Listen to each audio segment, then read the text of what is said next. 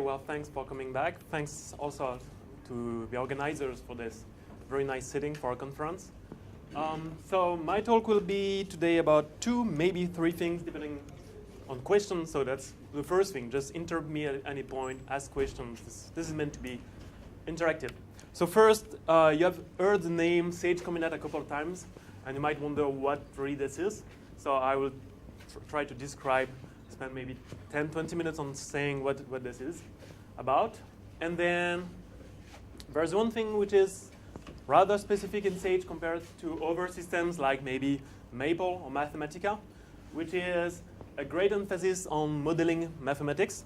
And so I'm going to illustrate what I mean by this and why this is relevant, why this is useful. And the last thing, just as a filler, so it was briefly mentioned yesterday that Python could be slow and we could go faster using Cython, and I'm going to illustrate this a bit more in detail if you are curious, and if we have time, we might just skip this part. It's not the most important. So what is Sage Combinat? It's really a story of sharing. So for me, it kind of started there. So a good friend of mine and myself some time ago. And excuse me? So that's a good question. Which one is me? Yeah. Right. What's your guess? Actually, it is this guy here. And this is Florent there, which a couple of people know here. So during my thesis, as I said yesterday, I like to use computers to do exploration for mathematics. And during my thesis, I ended up writing something like 20,000 lines of code for my personal interest in invariant theory. And my good friend Florent, also during his thesis, also had the same love for computers, and also wrote something like 20,000 lines of code for his own topic, which turned out to be representation theory. So far so good. We knew that we were programming, and then after the defense, someday we decided to actually look at the code. And what we discovered was the following. I had my code that was really about my research topic, about invariant theory. Florent has this code which was really about representation theory. But everything else here and there was roughly exactly the same code, just solving the same little problems. So instead of doing this, we could have done this. Just write together the common code and then just do this. So instead of wasting 2 times of worth of work, we could have just do 1.1. And all the time that we would have saved, we could have had a better thesis, a better defense, or defense earlier, become rich, whatever. More wine. Yeah. So that was a hard lesson to learn. But the good thing is that's actually very good news when you step back from it. The good news is that this is a very general effect. When you do software development, something like 95% of development that you do is generic and could be used in other contexts. And there is just this 5% that is really your thing for your personal research project. And this is really good news because that's a great opportunity for sharing and mutualization. Now, so this works well for 2 people. Now, a good teacher of mine was always telling us, if you have a good idea, apply it by induction, you get a better idea. So what is induction? Well, what happens if we try to share with 3 people, 4 people, 5 people, and so on? So we try to see, could we find other people in the community where we could share? And in fact, it was not such an original idea. There were already a couple software for doing combinatorics, like you might have heard of ACE, of MuEC maybe, of all the StemBridge packages and so on. So there were a bunch of things lying around. But 2 things were very frustrating. First, all of those packages were developed independently. So if you wanted to do a calculation that was doing some symmetric function and something else, you had to communicate between different software that were not meant to communicate, so it was really a pain. And you had to just make a choice. Should I work with this package? Should I work with this? So that was first frustrating part. The community was just split into little pieces. The other frustrating part is that there were no good platform on which to work. There was Maple, and a lot of the packages were done from Maple. But Maple is great to write 20,000 lines of code. That's still possible. But when you want to reach the next scale, maybe 100,000 lines of code, 1 million lines of code, just forget it. It's just essentially it will come back to what Thiery is going to present tomorrow, object-oriented programming. This is kind of paradigm that you need if you want to write code that does scale. And we didn't have this. So we looked around for different opportunities. We chose a platform, the less worst platform of the time, which was, we thought, MooPad. And we started to try to gather different software and let them communicate together and so on. So that was the start of Sage Combinat project. Well, Sage didn't exist at this point, but essentially it's Sage Combinat. So we decided that one important thing was to be very careful about the development model. What was screwing up all the previous software was that the development model had some flaw of some sort. So we looked at how we were done, and we tried to think hard, why didn't it work? Can we try to make it work better? So the mission was take something existing. By this time it was MooPad, now it's Sage, and improve it. Improve it in the direction of combinatorics and try to get as many people to join us so to improve this in this common direction. And we try to think about strategies. So some points are now completely trivial. Everybody now is basically convinced that open source is the way to go. 15 years ago, it was a bit harder to convince people. We wanted it from the beginning to be as international and decentralized as possible. The reason is that most of the other packages were developed by a given university. And then you had phenomenon like, oh, he's not from my university, I don't want to use his software. I don't want to help him for his software. You had a bunch of phenomenon like this, or maybe the software would start to get big, and then the university would say, hey, that's a cool stuff. Now you should sell it. You cannot give it out for free anymore. So we wanted to just be independent. Just have many people contribute from different places so that no one can say, I'm owning it.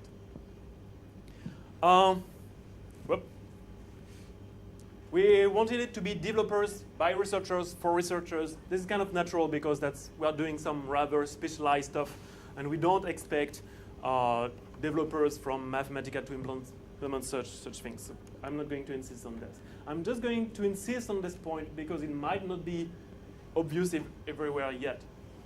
We do believe that PhD students should get involved in software development, but they should focus on stuff that they need themselves for their research. We should not rely on PhD students to do core developments. For two reasons. The main reason is, well, two reasons. One is for them, because all the time they spend on it, they might not be able to later on be able to sell it and to find a job. This might just kill their research, and then they don't have enough papers so that they can get a job. So it's not good for the student. But it's also not good for the project, because being developed by PhD students means a quick turnaround, and then nobody knows the core, because someone works on it, then leaves, and someone else comes again, and no one knows the code, and so on. So we have this big belief that as much PhD students should be doing, if they need it, of course, programming for their research, as much the core development, these things that are really useful for many people, this should be done by permanent people. So permanent people should stand up and not only use voice-controlled computer algebra systems as some people do. Etc. There were a couple. What do you mean by voice? Yeah, maybe I should explain this. Jean-Yves Thibon was using, so he was the advisor of Florent, and he was using Maple and some other system for some time. And then someday he met Florent and he said, hey, that's great. Now I've got a voice-controlled computer algebra system. I can just ask Florent something, and the next day it will be computed. No, people should compute themselves. Awesome. Anyway. Yeah, so we thought about what kind of development model we wanted and so on. And then, well, where are we now 14 years later?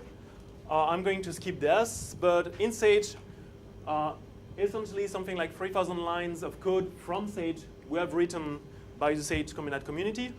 So it's non-trivial amount of code. This amounts to 1,000 tickets. You know, we spoke about those tickets. You want a feature, you report the bug. Each of them is a ticket. So we have done something like 1,000 of them. We have funding from a bunch of places. The main interesting point for me is that this was used for research, and something like maybe 100 papers use it. It's hard to tell exactly, but it was really useful for something like 100 research papers.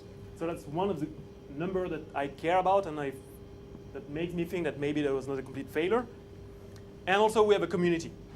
So there are a bunch of them. I haven't put yet names from here, but I very much hope to add some, and probably some should be added right away. Amory, you should be there. And a couple, etc. So yeah, there is a live community, many people working together and trying to share code. That's good. So in practice, what is Sage Combinat? The main thing is I would want to highlight is not a software library. It's not something that you would download to get the features.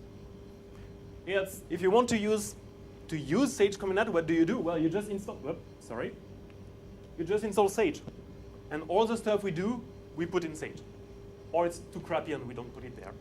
And everything that is useful, we try to put it in Sage as soon as possible. So you don't need to install anything specific to do combinatorics with Sage. You just use plain Sage.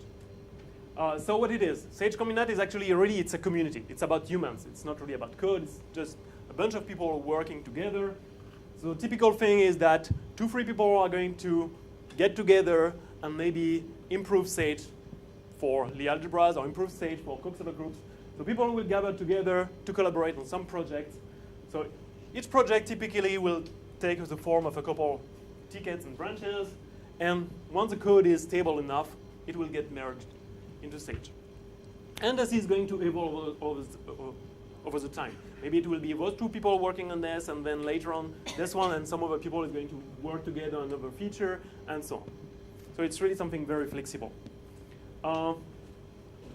So work is done by small groups, but at the same time we try to have a large-scale channel of communications so that we keep an eye of what's going on everywhere, and we try to keep a common vision. It's hard to have 42 people work together and still make something that is consistent.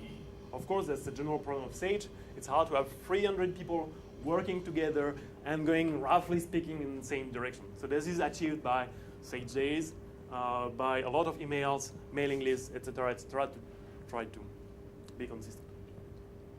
And well, at the beginning, we were not that many of us. It was maybe 10, so it was really one community.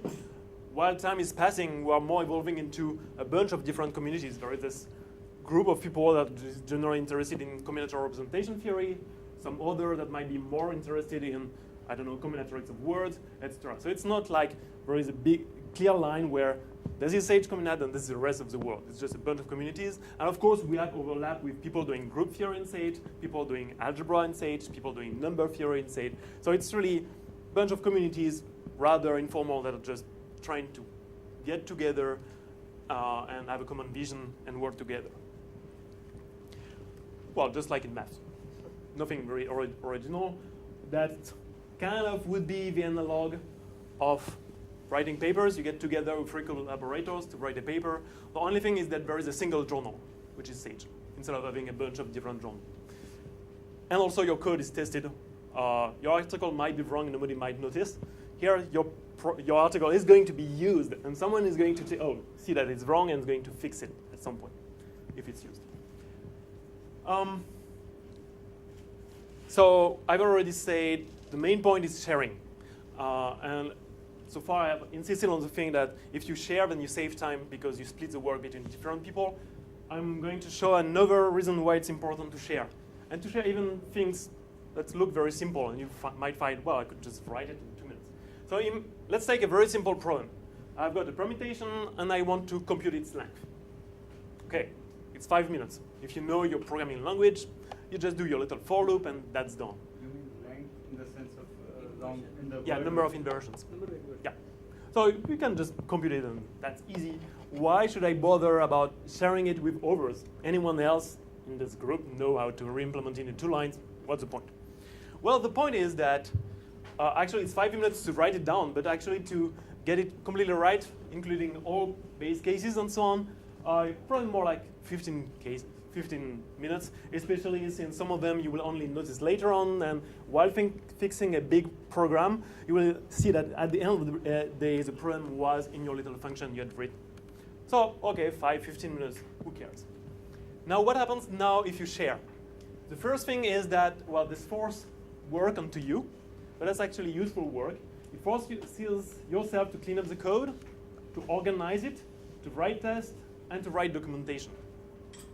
Okay, it's an investment, but the point is that someone else will be able to reuse it, including yourself in 3 months from now. Because in 3 months from now, you will be someone else. You will have forgotten about your code. So you will be happy that your code is clean as documentation, as tests, etc. So, but it's extra work. Now, someone else is going to actually look at the code, and maybe he's going to review it, and maybe he will have some suggestions on how to make it better, how to document it better, how to test it better. Someone else is going to use it. It's cool, just for your own pleasure. But maybe someone else will optimize it, because if you implement it in 5 minutes, probably you will have used a basic algorithm which is of complexity n square. But actually you can do this if you do it properly in n log n, which is better. So you just put it out, someone improves it, and later on your own code has become faster for free. Maybe someone is going to generalize it, make it work for any Coxeter group, etc., etc. So the point here is that something that looks trivial is actually precious. So it's important that all those solving those little problems, that we don't just do it each on our own computer, but that we share it so that we can accumulate it. So that at the end we get, instead of being each a bunch of small little functions, we have one thing that is clean and solves a lot of those easy problems. That was, yeah, one thing why sharing is important. Now, the big question 14 years ago was thinking of developing combinatorics and in general developing computer algebra with this model that it should be developed by users for users instead of having a company doing the development. Is this something that is viable? And 15 years ago, that was a completely open question. And this is important for us in algebraic combinatorics because it's not like we just have our little functions to do combinatorics. Whenever I do a calculation, usually I will need some standard combinatorics, and then later on I'm going to build a matrix maybe and do some linear algebra with it, and then maybe a group will just pop up and I will need to do some calculation with them, maybe some commutative algebra. So just for my typical research calculation, I will need all of those under my tips, under my hands, and some other stuff. And on top of this, I will need my own little piece of code. So I really want to have all of this together, and is it possible to have a system where all of this is there? So first consequence is there is nothing like a complete combinatorics package. Whatever you do in combinatorics, at some point you will want to program something yourself that is specific to your research. Don't hope to be able to skip programming. At some point you will need a bit of programming. So we want to have a system where it's easy to program and to add new stuff. The other thing that comes out of it is that I cannot afford to just be a programmer. I need actually to be an architect.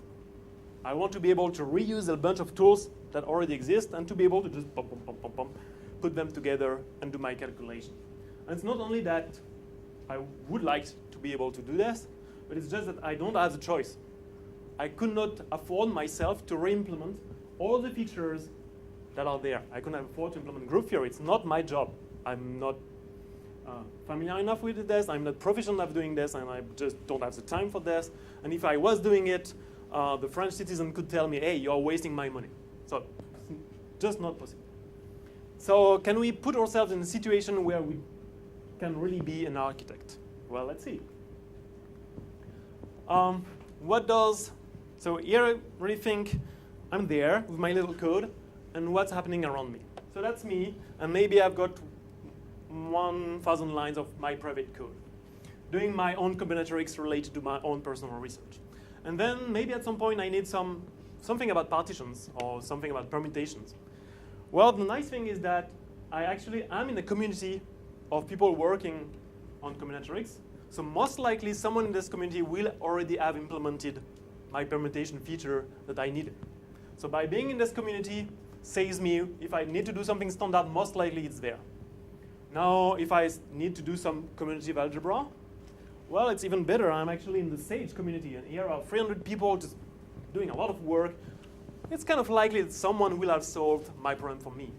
And if I need something that is even further, I don't know, group theory or maybe symbolic calculation or all this, I'm in a larger community which provide 2 million lines of code. Most likely the feature will be there. And then maybe later on, I will need to do numerical calculation. Can you believe this? Well, I'm in this huge community with 1,000 developers. Most likely the feature is there. And maybe at some point I will need to do databases or connecting on the internet or something. Well, it's good. I'm in this Python community with 1 million developers. Someone will have implemented it for me.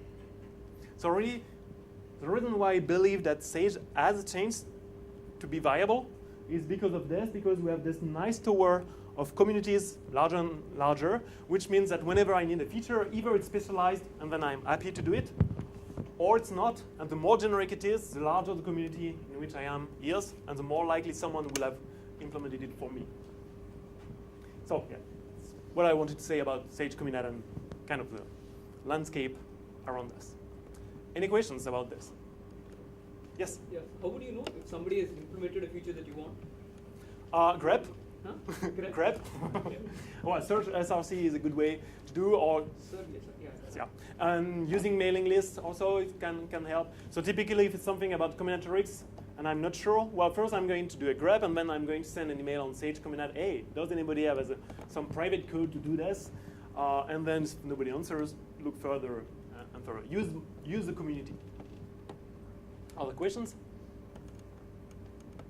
And also in each community there should be a bunch of leaders which should be kind of the one that have an idea of having an idea of what's there and what's not there and what might be there shortly or not, and so on.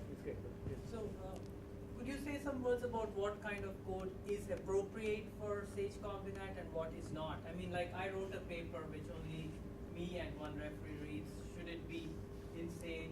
Okay, so yeah, as you mentioned, this is really not something about Sage Combinat about Sage. Yeah. So it's really something about Sage. So what code should be there? That's a very good question. The development model for Sage is quite different from other systems. Like if you take Gap, the idea is that you have the kernel of Gap, the real Gap itself, and then people contribute little modules about doing something. So you could really think of this as a library. You go to the library and you have a bunch of books. You have one book about, well, you have a bunch of books about group theory and other books about maybe linear algebra and so on. The Sage approach is more like Wikipedia.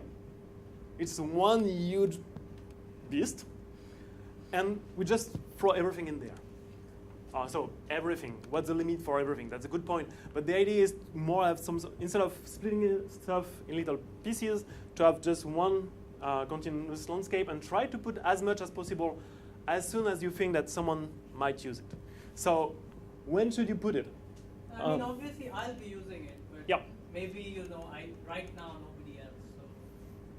But that's see, that's what I thought, and then other people were using it. So you never know. No, but is it a problem? It already takes like so many hours to build and yeah. There is a question of size. In terms of compilation, what takes a lot of time is things like Atlas and so on. The Sage library to build it is actually relatively quick. So adding 10 lines of code is not going to be a big bother. The main thing is more, instead of compilation time, is maintenance. So one question to ask is, will there be someone to maintain this code in the long run? Right. Am I willing to maintain this code? If someone uses it and finds a bug, right, am I ready to commit to at least fix it or do something about it? But in general, if you're in doubt, but if there is a natural place to put your code, if it fits naturally in somewhere, I would say just go for it. If it's not obvious where to put it, if you're not sure about the user interface, then maybe you might want to keep it to yourself. At some point, probably, so far we just put everything in Sage. At some point, probably we'll want to make Sage a bit more modular, and instead of putting it in Sage, having Sage libraries around. This can typically be meaningful when a group of people want to implement some feature and they need to have this first stage where development goes very fast and you put a lot of code that might be crappy at the beginning, but you need this to get started. And then it might be meaningful to develop it outside of Sage at the beginning for this phase where things just evolve so quickly that all the overhead of reviewing, getting it Sage might be too much. And then thinking that in the long run, it should get merged into Sage. But most of the time, I would say the answer is yes. It should get into Sage if there is a natural way to put it, natural spot. So all these, I don't know about these packages that you listed, Gap, etc. Are they open source? So all those that I mentioned there are open source, yes. So what about closed source? I mean, like Maple Mathematica. Is there a way to liaise with them? Yeah. So there are a bunch of interfaces, at least to Maple, Magma, Mathematica. Anyone else? Any other? There are interfaces to linear programming solvers. When you say interfaces, what can I run it from Sage? Yeah, from Sage you can do a build some. For example, you can build a polynomial in Sage and send it to Maple and have Maple do something about it. But you have to have Maple installed. You need to have Maple installed. Yes. So I have contributed. I have written programs for Maple, Mm-hmm. and so can these programs be converted into Sage? So yeah, that's a good question. Conversion.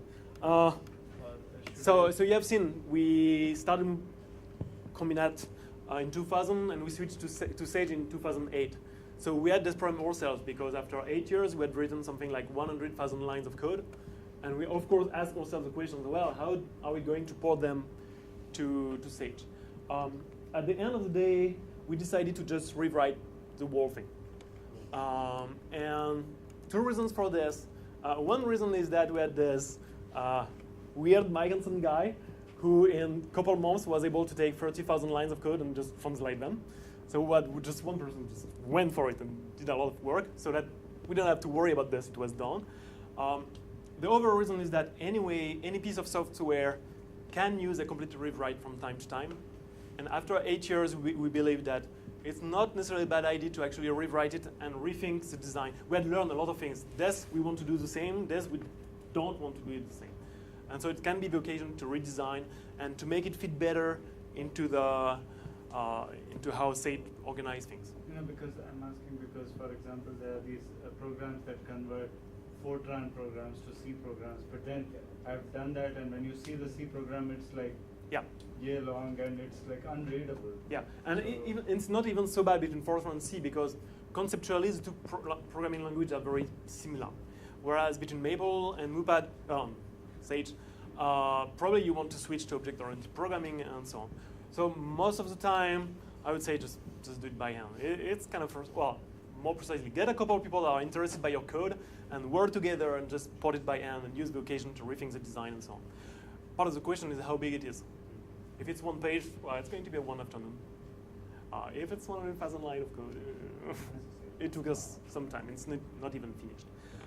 Having those interfaces to commercial thing, that's a nice feature for those periods where you are switching from one system to the other, because at the early times we were using Sage, it was still possible for us to call research code that was written in Mupad from Sage. So it was possible to do something kind of half-baked, where we were using the new feature from Sage, and for stuff that was not yet ported, we were indirectly using stuff that were still in Mupad. Actually, we were still doing it occasionally for representation theory. Other questions? Yes? So what about design principles and so on? Excuse me? So if I want to say contribute code to Sage, so there must be some agreed upon design principles, like broadly how you want to structure, say you want to implement something. Yep. So the main entry point is the track server. So he's asking what design discussion. well, yeah, and those design discussions are going to happen there. So what you would do is on track or on the mailing list say, okay, I would like to implement this kind of feature. Maybe I've seen this on the web that implements it, or I've got my own code that is laid out this way. And then on the mailing list or on track, you would ask, how would you organize it? And then there would be a discussion. Or best, do it during Sage days, because face-to-face design discussions go so much faster face-to-face when it's possible. I think what Anna is referring to is that there is a developer guide which has some of the more nitty-gritty things like, how many spaces do I put here, or, what is the documentation style, and so things like that are actually well documented in the developer guide. Yeah, so for when it comes to coding conventions, as Carl says, there is really detailed things, and when it's more like when it comes to design. What should be the name of my functions? How should I put it then? Is there some stuff that I could just drop because it's already there, or I could get somehow? That's mailing lists or Sage days are a great way to do it. So quite often, well, it has happened to me to organize a Sage days just for the sake because I wanted to discuss the design on a specific feature. I have one more question. So it's intimidating for a new person to, let's say, do something or post a ticket or something. So the usual worry is that there are some people who are so dedicated and so into the whole thing that they are going to be sort of very aggressive about it and they're going to scare off new people. Does that happen in Sage? I'm not going to say it doesn't happen. I've had recently, not so, like relatively recently, some heated discussion. But yeah, in the design, in the mission statement of Sage, so it says Sage should be an alternative, a viable open source alternative to blah blah blah blah blah. And there is a second line which I don't know if it has been officially added, but I think it's important. We have a friendly community of users and developers. And overall, I do believe that people want this, that there is really this global desire and this global thing that the community should be welcoming. And well, anyway, if it had not been welcoming, we wouldn't be 300 by now. So generally speaking, the idea is really get involved in this community, start discussing people global. Well, some great people like Carl will just be so kind and answer all your questions. So generally speaking, yes, the community is very friendly.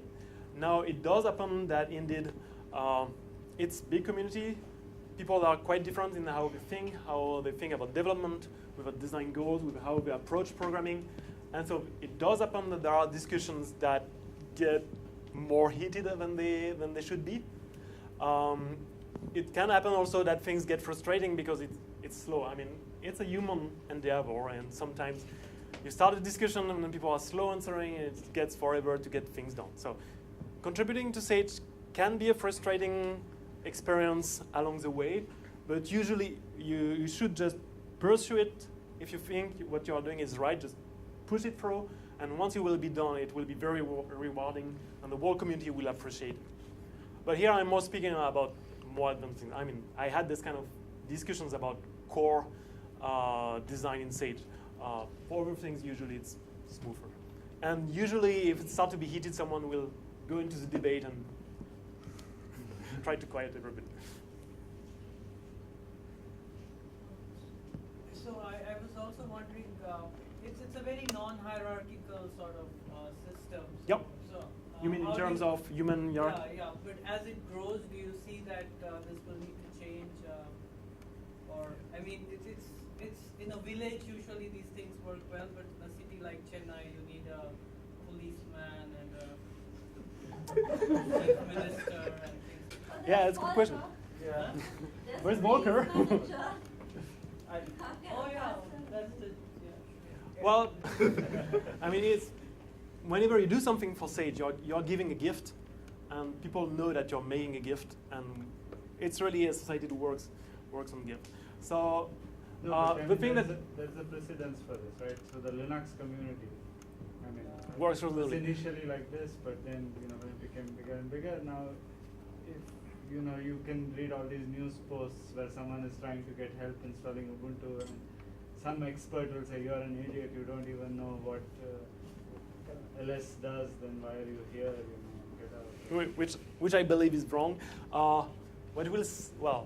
We're not going to grow as big as Linux. Well, that would be great news, but probably not.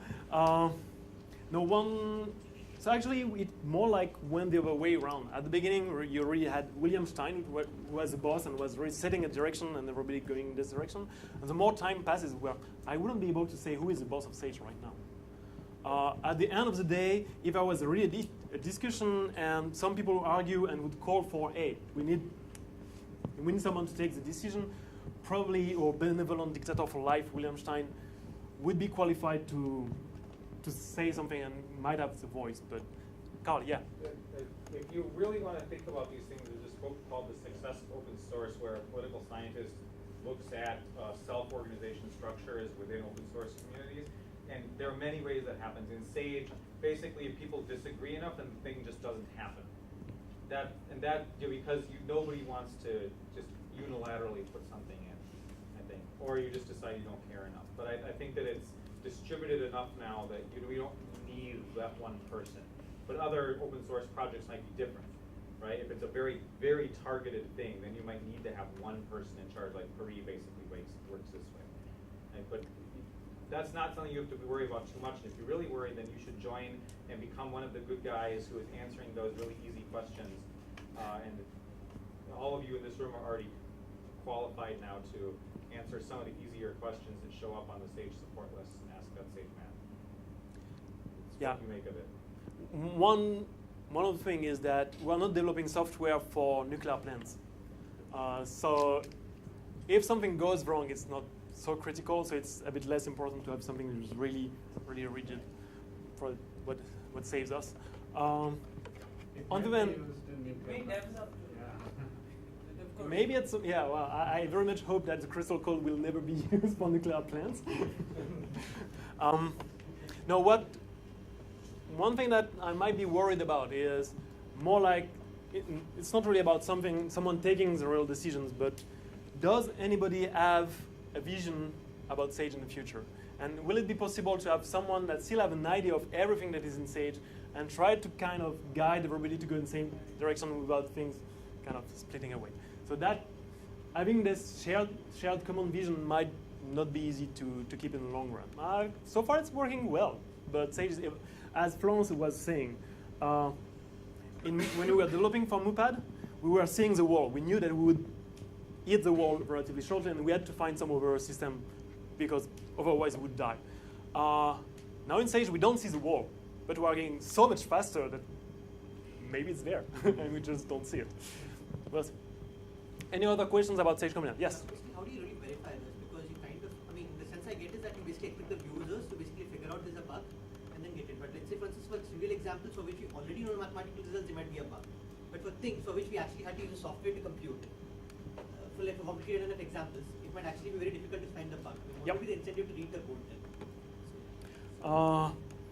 So there are two things where we are looking for bugs. First, every code is reviewed, so like for papers, and we hope that most math papers don't have bugs. But it's not as bad. If one math paper has a bug, usually it doesn't propagate all over the world, whereas in code, it can happen more often. And then, well, the more people are using it, the more likely they are going to eat it. But so to fight for bugs, our main strategy is test, test, test, test, test, which is good protection, much better than what there was in many packages before. In the long run, we might want to have more security through, well, quite often I'm lacking having a static language where a lot of things are checked at compile times and this kind of things. And there are some pieces of Sage that we might even want to prove, but that's more like a dream. We won't be able to prove all of Sage. It just won't work. Other questions? How much time left do you have? 20 minutes. Okay. Good. So I'm going to speak about modeling Sage. So this is a tutorial that is not yet in Sage, but is on the web, so I can put a pointer to where it is.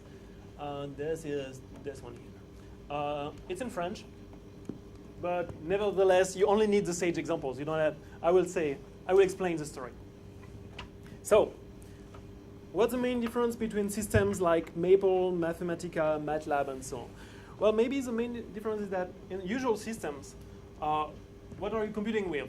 Well, maybe with integers, with rational numbers, with polynomials, with matrices, etc. All those kind of elements that you are computing with. Sage is following the same path as previous systems like Axiom and MUPAD. One thing that this is not enough, and that we actually want to model more. And in particular, not only we want to speak about integers, but we want to speak about the ring of all integers. So if you look in Sage, you have things like Sage knows, its first calculation is a bit slow. So Sage knows about the non-negative integers. In particular, it knows that this is a subring. It knows about the ring of integers. It knows about things like univariate polynomials in a variable x over a given field, etc. So Sage has a knowledge of those algebraic structures, and not only knows them, but it knows some of there are structures. So for example, Sage knows that. Oh yeah. Let me do it this way. Is this maybe a bit higher? Yeah, a bit higher. Can you guys see the back? See the bottom? Is line? this high enough? Can you see here, or should I move a bit higher? Maybe if you just lift up. But Yeah, I can. Lifting up is risky. I can get. Don't lift. That's good enough. It's better. So not only it knows about the ring of integers, but it knows that the ring of integers is actually an Euclidean domain. That's this mathematical information. And actually, so let's look at this a bit more in details. Knowing that it's an Euclidean domain, it knows about all of this. So let me zoom. What is an Euclidean domain? Well, let's see. An Euclidean domain is a principal ideal domain, so Sage knows about this. It knows that principal ideal domain is a unique factorization domain, which is a GCD domain, which is a commutative ring, blah, blah, blah, blah, blah, blah, blah. And so at the end of the day, Sage will also know that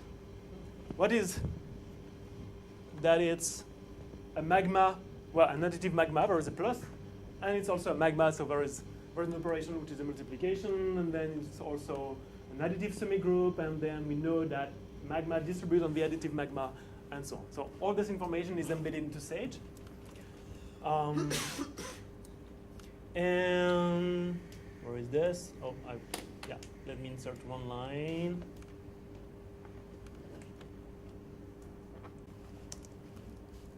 Just to highlight what's now in Sage and what I had to fight about this winter. It actually knows some of the axioms, so it knows that as an additive, that it has a unit from the addition side, it knows that's distributive, it knows that's associative, etc. So it has all this mathematical information. And it's not just because it's beautiful, it's actually used by the code, used to organize the code. So what's the point of modeling all of this? First point is the following. It allows to make more complicated constructions. So here I'm just building a finite field. Okay, so far so good. Now, once I've got this finite field, I can create the polynomial ring over this finite field. And I can construct the space of matrices of size 3 by 3 with coefficients which are polynomials. And I could go on, make matrices with coefficients of matrices and so on. And the point is that now I can do this. I can ask for a random element. It's not uniform for any kind of distribution. Well, there is a distribution that models what's happened in Sage, but how does this work? Did anyone explain to Sage how you take a random element of a matrix space over polynomials over GF2? No. Someone took the time to explain how to build a random element of a matrix space over something. How do you do this? Well, for each coefficient, you take it at random. And then for the first coefficient, this coefficient is a polynomial, so I need to know how do I take a random polynomial. Well, I decide with degree, and then I choose the coefficients at random. How do I choose the coefficient at random? Well, those coefficients are in GF2, and taking an element of GF2 at random is not so hard. So the point, so once for all, someone has explained how to take elements of finite fields at random, how to build a polynomial at random, how to build a matrix at random. And then when we do this construction, just everything gets together and gets combined. So slightly technical question. Yeah. While implementing polynomials, you would have had something like degree, right? Yeah. And how does it know that this is the thing to randomize? I mean, So you mean in terms of distribution? when it's implemented, like, yeah, how? So it somehow knows that it must. There is no method called random element separately implemented for polynomial, or is There is one. Oh, there is. Yeah. Which is responsible for Okay. choosing the degree and then choosing the coefficient. So it may Now, be a good idea to try to implement that for any combinatorial thing. yeah. But I'm confused. Why did it stop at degree 2? Well, look at the definition of random element for polynomials. That's by default it takes it builds something. Yeah. Of course, if you wanted, so random element is probably not a great thing, because if you really want to have a nice random thing, then and you want to worry about that the distribution should be uniform or have something reasonable, probably you need to think about the whole stack and do something specific for this case. I'm not so sure, but just think about the next operation, which will be natural. Oh, so it shows it because Yeah, just forget about random elements. It's just an example. Now imagine I just do a little calculation, so that's my matrix, and I multiply it by m minus 1. Nobody has ever explained to Sage, how do I compute the product of two matrices whose coefficients are polynomials, whose coefficients are elements of GF2? Just someone has explained how you multiply matrices, someone has explained how you multiply polynomials, and someone has explained how you multiply elements of a finite field. And then just everything gets combined together. Actually, there is even a bit more. Here. What are we doing here? This here is a matrix. Fine. One is not a matrix. So here I'm not making the subtraction of two matrices. So what's happening here? Well, actually, Sage is using this knowledge that a matrix space here, since it's square matrices, it's a ring, actually an algebra, and since it's an algebra, it has an embedding of the ground field into it. So it uses the embedding of 1 of the ground field into the matrix to make this into the identity matrix. Then it does the difference between the two and continues the calculation. And here we're really using this information. Oh, a matrix space is an algebra, so I've got this embedding. You didn't explain the m dot parent. Yes. Yeah. It's a good time to say it. When I'm doing this, or when I'm doing arithmetic here, how things are multiplied depends if I manipulate how you multiply matrices and how you multiply polynomials. Those two things are completely different. It's not the same algorithm. So somehow Sage has to know that M is a matrix so that it decides to use the multiplication of matrices. And essentially, roughly speaking, Travis will go more into details, but this is the way it does the decision is by saying, oh, where does my thing live? And here it lives in the matrix space. So from the matrix, I can recover where is the universe, what's my universe, where do I live? And so that's the convention in Sage, which is coming from Magma, is we call this a parent. So small m, my matrix, is an element of this matrix space, and this matrix space is the parent of M. So you will hear this element and parent over and over, but really think, parent is not such a great name, but really think, in which universe do I live? What's my mathematical set? Oh. To say more, oh, I skip it, no time for it. So that was the first reason. Worrying about algebraic structures and modeling them explicitly allows to do this kind of construction, starting from small basic bricks and then combining together to build complicated structures. There's another thing where it's useful. Let's take this polynomial here. And now we ask to factor it. The Sage answer is this. Is it reasonable? Do you agree with this result? Let me redo it. So I just rebuild a polynomial and factor. Have you defined what x is before? So x, I haven't defined it, so it's a symbolic variable. So the result is this. Is this what you would expect? Well, look at this 6 here. Maybe you would have wanted it to be factored, or not. Okay? If you want, so let's try to be a bit more precise, and now say, oh, where does my polynomial live? So far I've just said, oh, okay, it's some symbolic expression, something already informal. Now I'm going to be formal. So what I am going to do now is take a bunch of fields, or rings. So I'm going to take the integers, and then rational numbers, and then complex numbers with certain precision. And then this is an algebraic extension of rational numbers by square root of 2, and this is a finite field. And for each of them, I'm going to convert my I'm going to say, oh, I want this polynomial to be in this particular ring, and I'm going to look at the result. What do we see? Well, other the integers, 6 does factor as 2 times 3. So it does the factorization completely there. But this, of course, doesn't factor. If I go over a rational field, what's the difference? Well, over the rationals, you can always make the thing monic. So it does decide to factor everything and make unique monic things, and then this doesn't factor because it's a rational number. If I work over the complex fields, of course, this factors completely into linear terms.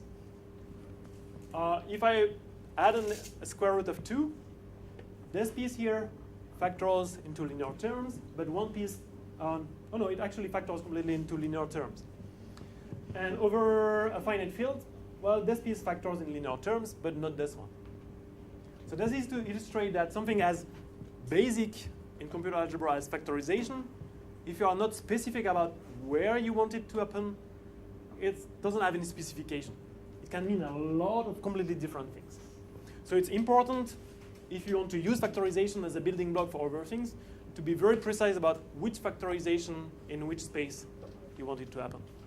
And so Sage does encourage you very much to, instead of manipulating some rather lousy expressions, to instead say, okay, I'm working in polynomials over a given ring. But I mean, this is a good example. But Sage should be more forgiving, right? I mean, if the coefficients are integers, then there should be a default. You mean so for the result of the? No. So I'm saying that the first answer that you got, yep, the naive answer, is in some sense the correct one because there's no other information given.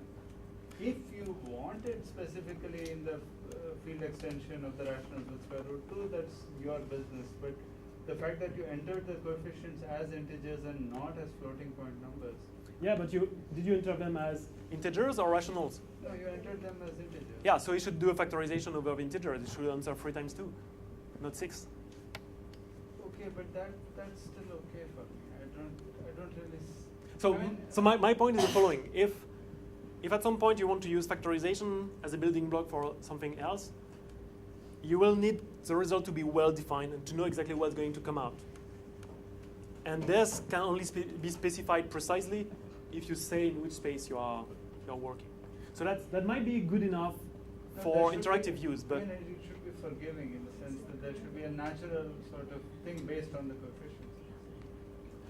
So that's kind of what happens. Actually, the factorization here is done by maxima. But there were some choices done. I have no idea which ones. And probably those choices evolved over time by a bunch of maxima users. Hey, that's not exactly what we want. We would prefer to have this. And then there was some negotiation. They say, okay, probably the most common meaning of factorization is this. But it's important to be able to say, oh, my meaning is this one, or my meaning is this. And well, if you don't really care, you can use the default one. Yeah, so that was to illustrate one thing, which is that sometimes it's important, and actually I think it's very interesting from a teaching point of view, because this forces your student to think, oh, what's my universe? Where am I working? Well, which field? And to be precise about this. Of course, it's a bit of a bother because you need to tell more to the computer. So it's kind of, it's a balance between the two. So that's one of the point of doing modeling. In the next step, I'm going to illustrate something else in linear algebra. Why is linear algebra great? Because you can have so many different point of views. You can think matrices, or you can think morphisms, or you can think vector spaces, or you can think equations. And we all know when you teach linear algebra, the main thing is to tell our students that we can move around them, and it's possible to switch, and that a single algorithm can be used for all those different things. And one of the points of modeling is that when mathematically I'm doing linear algebra, maybe at some point it will be more natural to think equations. Maybe at another point it will be more natural to think vector space. Maybe at another point it will be better to think morphism. And of course, you can always switch back and forth, but at a given time, one way will be more natural. So when you want to use your computer to calculate for you, well, you would like to be able to speak in the same language as you are speaking while doing mathematics. So that's what I'm going to illustrate. So I'm going just to have small coefficients that don't blow up. I'm going to take a finite field. We have 7 elements. Just as a little advertisement here, I'm building a large matrix. Let's show this later. Wait, come here. So this is a matrix of size 10,000 by 10,000, which is sparse, very sparse. This says that every 3 coefficients out of 10,000 will be non-zero. So you read a lot of zeros and just a couple of ones all over the place. And this is this is a picture of what my matrix would look like. So black dots would be non-zero point, and white would be 0. And because of the scaling, it looks denser than it is. It's really very sparse. Okay, come back. Thank you. And what's the point? Did you notice how fast it was to compute the rank? Let's recompute it. But the rank is very high, no? It's higher than one would have expected. Yep.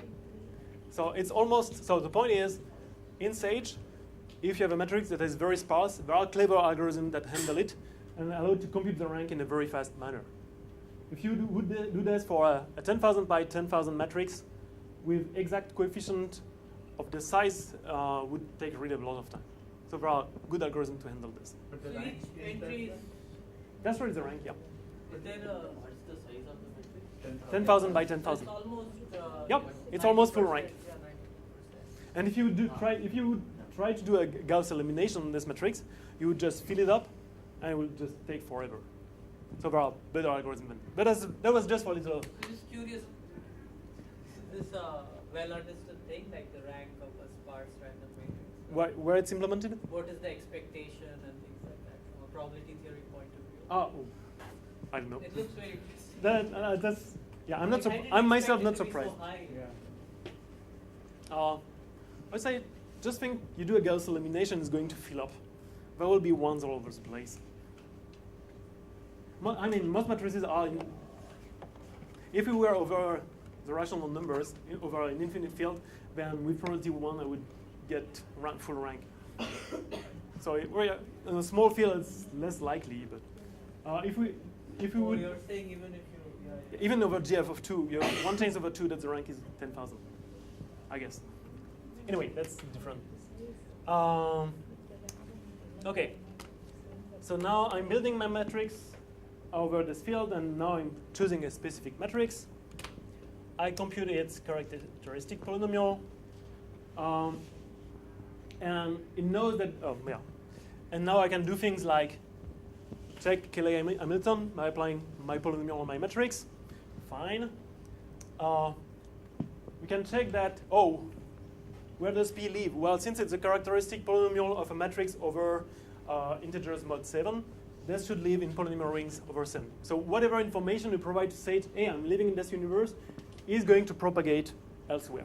So you just give it once, and then it goes further, which is nice. And of course, when you factor, this is used, so you get proper factorization. Fine. Now, so far this modeling thing doesn't appear too much. Let's compute eigenspaces and see what's the result. So this is saying that the eigenvalue 4, which we can see from factorization, there is one eigenvector, which is this. Just to make it a bit easier to handle, I'm going to make a little dictionary, a little trick here. So I'm extracting the vector space for the eigenvalue 2. And here we see that I asked for an eigenspace. In a usual system like MATLAB, what would you have gotten back? Probably a bunch of vectors, a basis. So just something that is just computer science. Here we actually get back a vector space. And I can start manipulating it. It's really a vector space. So let's see what we can do. Internally, of course, it's the data structure is it's a basis in row echelon form, what you would expect. But it's glorified as being a vector space, so you can ask for its dimension. Okay. You can ask for its basis. Not very surprising. You can ask for, it's a subspace of what? So it's a subspace of the vector space of dimension 4. Okay, so far so good. But now I can do something more interesting. I can take the eigenspace for eigenvalue 2 and add it to the vector space for the eigenvalue 4. And it's going to construct a new vector space and give the basis. Of course, algorithmically speaking, this is trivial. We all know how it's going to work. It's going to put the two bunch of vectors together and rerun the row echelon. But I don't have to worry about that. I just ask for the dimension. At this point, I am thinking vector spaces, so I want to be able to just write the sum of two vector spaces and have the computer do it for me. And then I can do things like testing if a vector is in there, rewriting a vector in terms of the given basis, testing if two things are subspaces, etc. I can do quotients and do calculation of the quotient, etc. So you can really manipulate vector spaces in a natural way. But now in linear algebra, we also do morphism. So now I'm taking the morphism of V, which is defined by this matrix, and everything I was doing on this matrix, I can still do. So let's take an element of my vector space, and it's a morphism, so I can apply it on the element. I can compute the inverse image. Well, actually, there is a bug right now, which I reported today. So I cannot use Cayley Hamilton right away. I need to cheat just a little bit. So if I do it by hand, I can see that Cayley Hamilton works. I can compute kernel. So I can do something like phi minus 1, and it's going to do what you expect, etc. So I can really speak in the vocabulary of morphisms. I can do restrictions, blah, blah, blah. So, little summary from there. So William Stein has this great quote, which I almost agree with, which is that mathematics is the art of reducing any problem to linear algebra. I don't quite agree. Mathematics is, from my point of view, mathematics is the art of reducing everything to linear algebra or combinatorics. But in practice, that's... Combinatorics is integrals over zero-dimensional matter.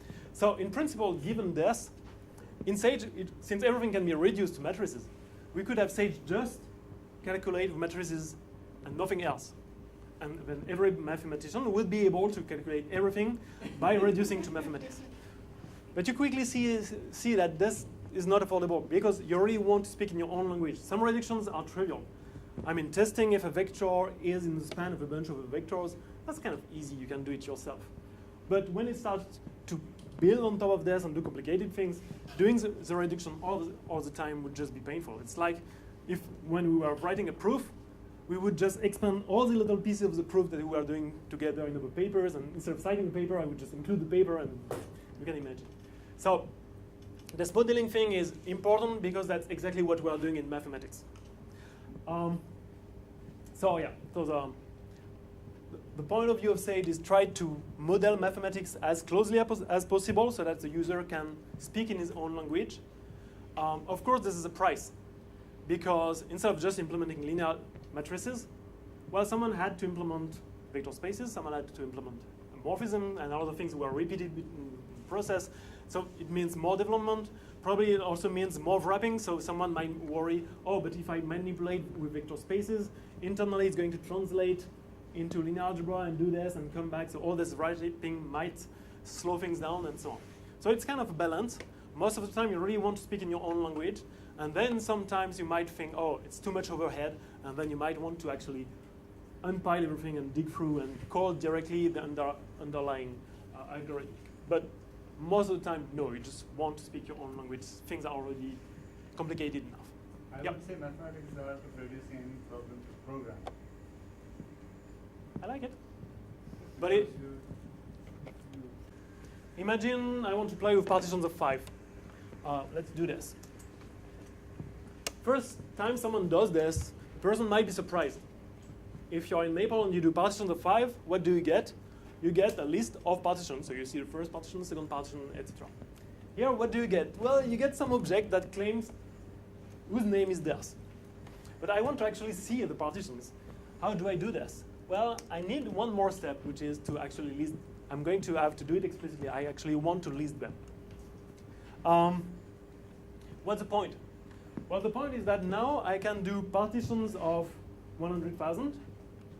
I can create this. I probably wouldn't want to actually list all of them. Might take some time. And I can compute the cardinality. And it works in a finite amount of time. Of course, yeah, you can see, imagine listing them one by one. This doesn't work. So in combinatorics, this is very useful so that you want to model some sets that might be too big to actually list in memories, but you can do this. It allows you to be lazy and model objects that wouldn't fit in memory and still be able to compute with them.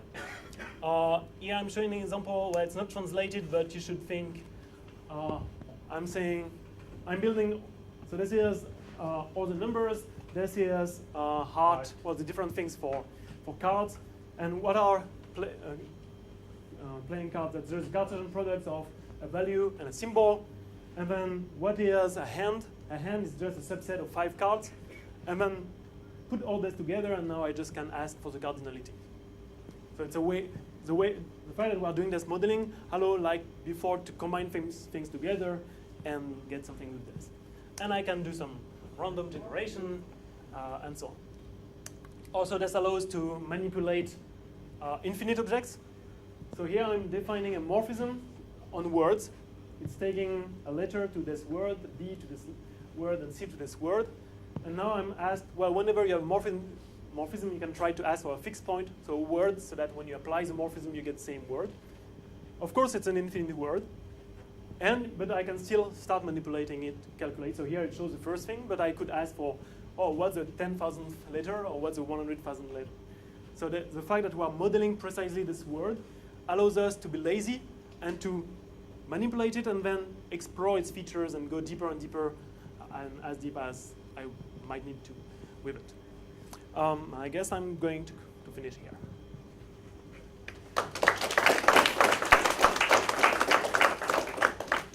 Things are there, and yeah, I'm going to put this slide on the wiki page so that you can go there. And yeah, I think it would be a good goal for this Sage Days to get it into Sage, because people might like it. Also, maybe we could just for the participants here, we could put some links. Yeah. Or yeah, I can just put the links on the wiki page. The Sage Days 60. Yeah, I'll do this after. Talk. Other questions? No, you didn't put the talk. Excuse me? Yeah, the talk I'm saying. You also put a website for the participants. You can even put the talk.